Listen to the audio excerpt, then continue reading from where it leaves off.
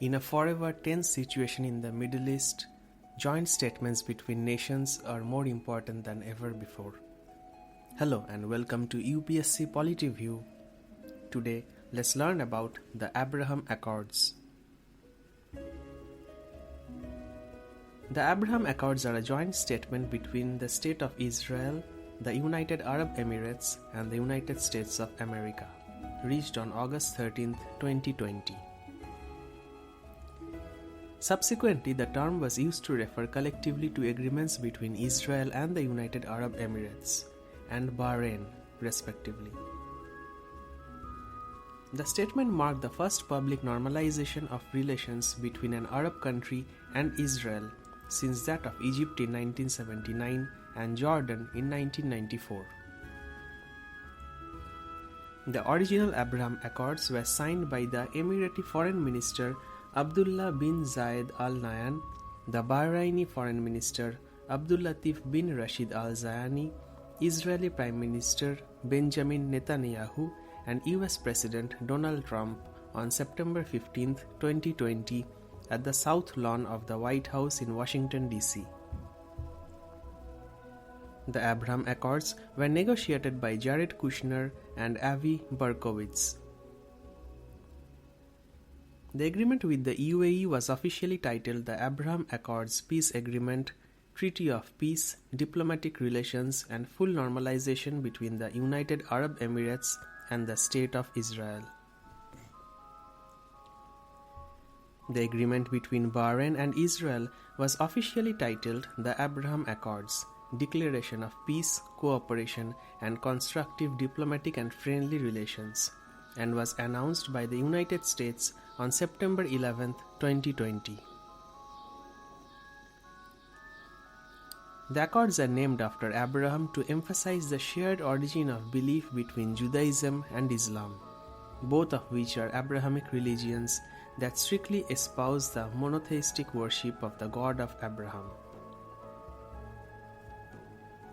Let's learn about the background and negotiations.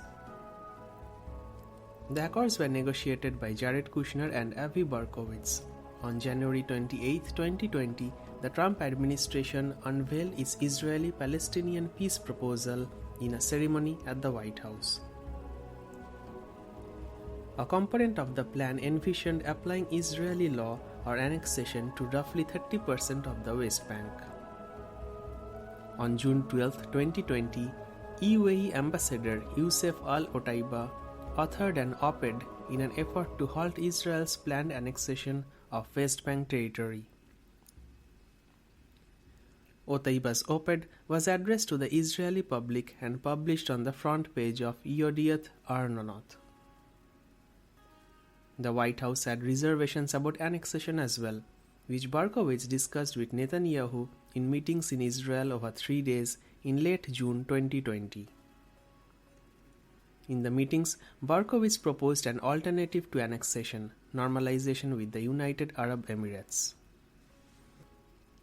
On July 2, 2020, Otaiba met with Berkowitz to further discuss an alternative plan to annexation.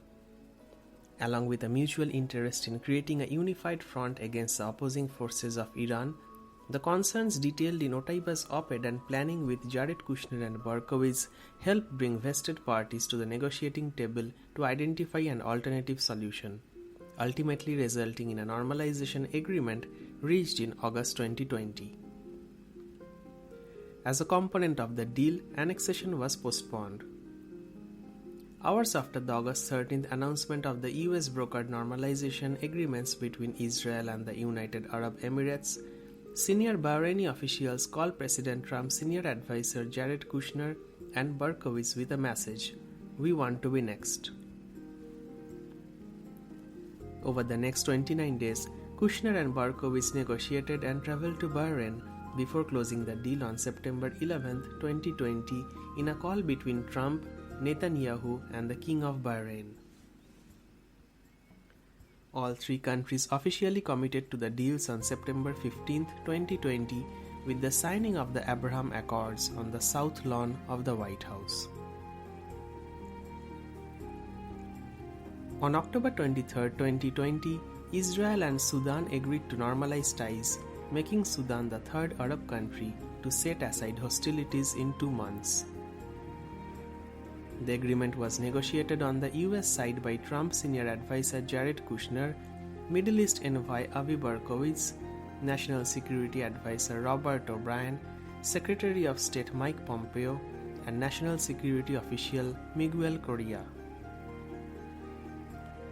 On December 10, 2020, President Trump announced that Israel and the Kingdom of Morocco agreed to establish full diplomatic relations.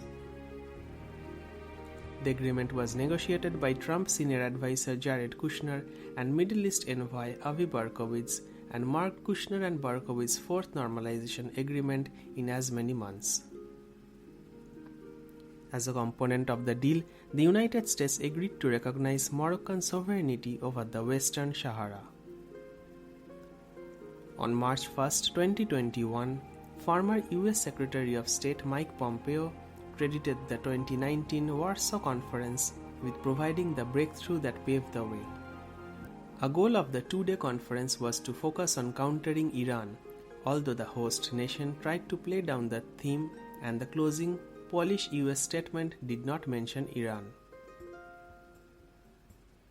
Among the representatives of the 70 nations in attendance were a number of Arab officials, creating the first situation since the Madrid Peace Conference in 1991, where an Israeli leader and senior Arab officials were all in attendance at the same international conference focused on the Middle East.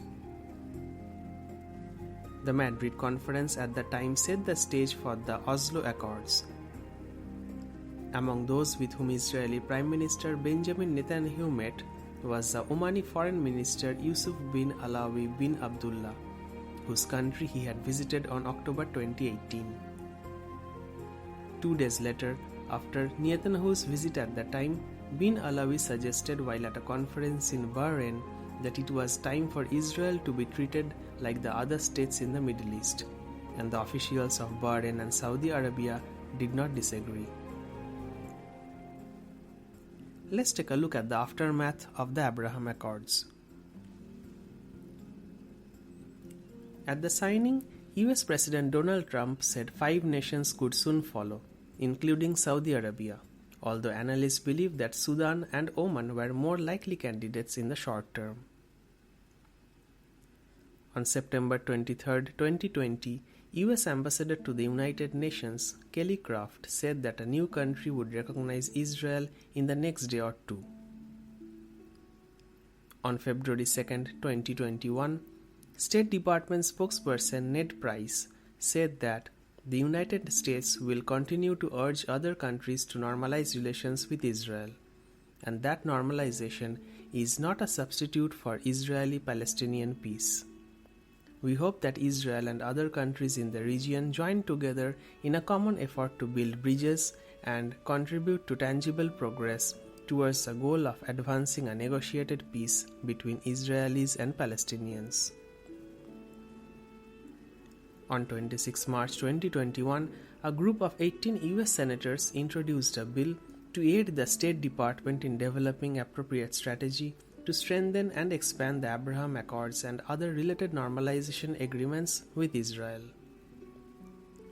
According to the Jewish press, on 1 April 2021, State Department spokesman Ned Price was asked by a reporter to use the name Abraham Accords, declined to do so, and repeatedly preferred to use the term normalized agreements.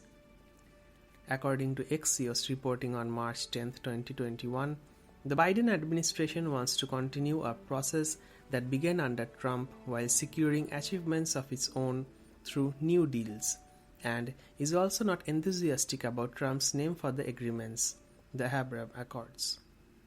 The White House and State Department preferred to discuss the normalization process instead of using the term Abraham Accords. Let's learn about the environmental impact. On 14 August 2021, the Associated Press reported that a secret oil deal between Israel and the United Arab Emirates, struck in 2020 as part of the Abraham Accords, has turned the Israeli resort of Eilat into a waypoint for Emirati oil headed for Western markets. It was expected to endanger the Red Sea reefs, which host some of the greatest coral diversity on the planet. As Jordan, Egypt, and Saudi Arabia also shared the Gulf's waters, an ecological disaster was likely to impact their ecosystems. Let's learn about the collaborative efforts. In mid-December 2020, a delegation from the UAE and Bahrain visited Israel with the aim of cultural exchange as part of the normalization process. The delegations held a meeting with Israeli President Reuven Rivlin. In January 2021, a collaborative event was organized by Tel Aviv International Salon, Sharaka, and Our Crowd with the objective to attain business of peace between the Gulf countries and the State of Israel. Thank you for listening to this discussion on the Abraham Accords. For more such discussions, get the UPSC Practice app from the App Store.